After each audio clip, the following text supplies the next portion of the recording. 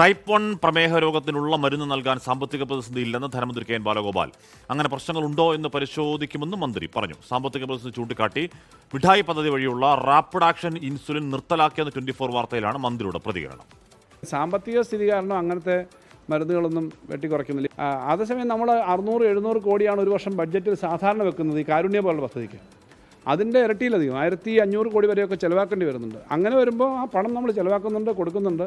എന്തായാലും സാമ്പത്തികമായിട്ടൊരു പിടുത്തം ഉണ്ടെന്നുള്ളതുകൊണ്ട് മരുന്നിൻ്റെ ഇത് കുറയ്ക്കുകയോ മരുന്ന് മേടിക്കാതിരിക്കുകയോ ചെയ്യുന്ന പ്രശ്നമില്ല. ഇനിയായാലും ആ പ്രശ്നം ഉണ്ടാവില്ല എന്നുള്ളത് ഞാൻ പറയാം. അരുൺ പാറക്കൽ ചേരുന്നുണ്ട്. അരുൺ, അപ്പോൾ നിർത്തലാക്കുന്നത് എന്തുകൊണ്ടാണ് എന്നാണ് മന്ത്രി പറയുന്നത്?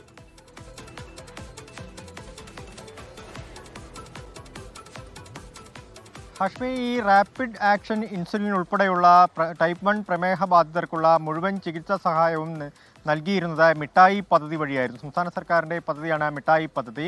ആ പദ്ധതി വഴിയായിരുന്നു ഇതൊക്കെ നൽകിയിരുന്നത്. പക്ഷേ ഇപ്പോൾ കുറച്ചു കാലമായി കാസർഗോഡ് ജില്ലയിൽ ഒന്നും തന്നെ ഈ മിഠായി പദ്ധതി വഴി റാപ്പിഡ് ആക്ഷൻ ഇൻസുലിൻ ലഭിക്കുന്നില്ല. പകരം സ്ലോ ആക്ഷൻ ഇൻസുലിനാണ് ലഭിക്കുന്നത്.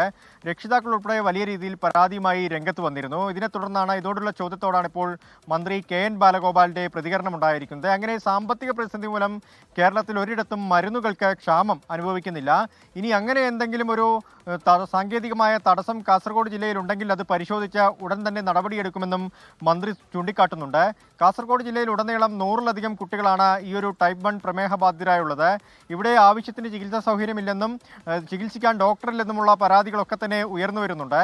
എന്തായാലും അതൊക്കെ പരിശോധിക്കേണ്ടത് ആരോഗ്യവകുപ്പും ആരോഗ്യമന്ത്രിയുമാണ്.